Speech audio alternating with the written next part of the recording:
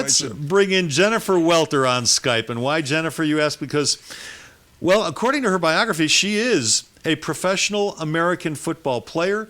She played 13 seasons of women's professional football. She's an 8-time All-American linebacker and safety.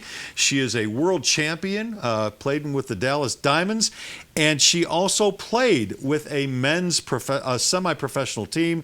And the Texas Revolution, a men's professional team, has named her their linebacker and special teams coach. Jennifer, welcome to the show. Hey guys, how you doing? Great. Is there anything I said or anything Woody said that you might disagree with? Well, I think that the thing you're missing is that women have been playing football for a very long time. Yeah. And there are some that are very good at it. You know, I made history earlier this year last year as the first woman to play running back in men's pro football.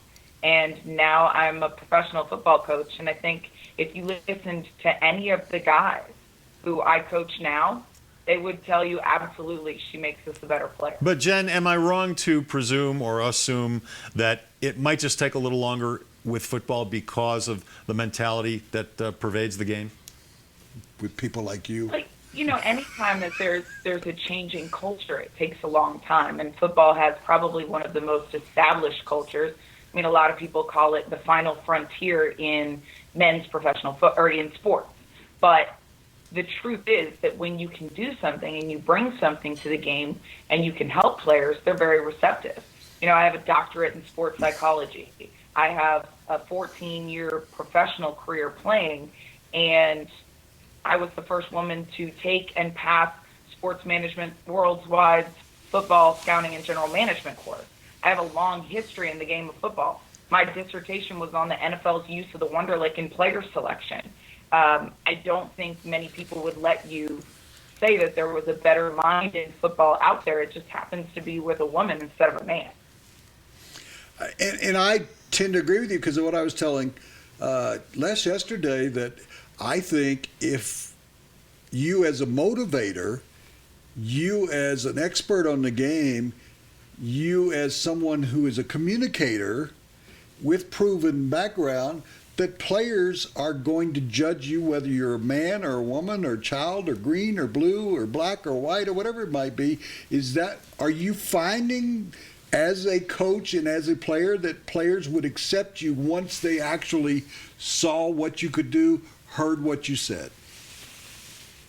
Absolutely. And, you know, I had a little bit of an advantage because I played with some of these guys on the same team for a year, and I played against others. So they knew it wasn't just, oh, she's out here because they wanted a woman. They knew what kind of a football player I was and what kind of an attitude and mentality I bring to the sport. And I think that gave me a distinct advantage. But also, you know, there are certain things that I might see on a football field and phrase just a little bit differently that adds to what some of our other coaches are saying. You know, I'm blessed to be working amongst a dream team in professional football. We have Tim Brown, Hall of Famer, as our general manager. Devin Wyman, Super Bowl champion with the New England Patriots, is our head coach. And Terry Glenn's our offensive coordinator. You know, so I'm working amongst great football minds. And when you have guys like that saying, well, Jen, did you see that the same way? Or, oh, I like that. You know, yeah, you guys should listen to that. How can they argue?